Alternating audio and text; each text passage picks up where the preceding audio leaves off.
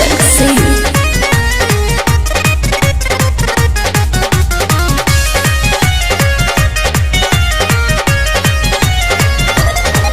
बतिया बताने तोह से तो जनी छल करी अरे चैटिंग कॉल रिकॉर्डिंग जनी वायरल करी अरे सुनत रहो बतिया बताने तोह से तो जनी छल करी चैटिंग कॉल रिकॉर्डिंग जनी वायरल करी मारती ही गोली हमार भाई हम बेचदी हो मारती ही गोली हमार भाई हम बेचदी हो भाई हम बेचदी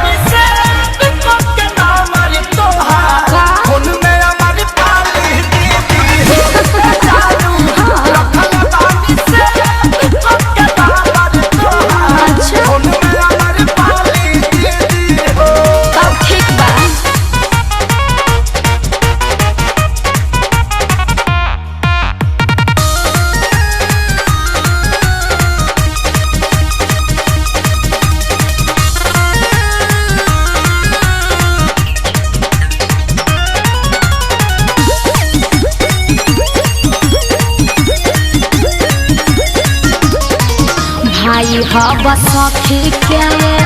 ही से डर बनल बा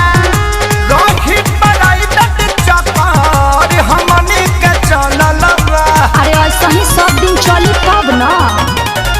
भाई हवा सखी के ही से डर बनल बा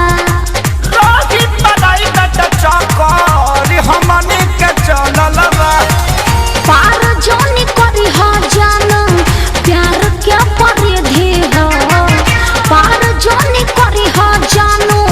प्यार क्या परिधि हो से भी पंके रखले बानी ना मर तुहार का में अमर पानी दीदी हो अच्छा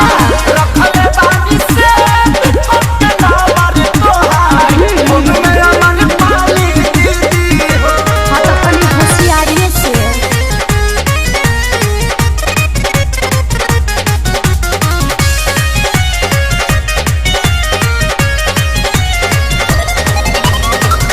आज जितना मानो तारा जिंदगी भर मनी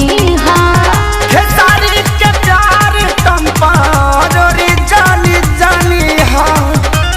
मन बनो ए आज जितना मानो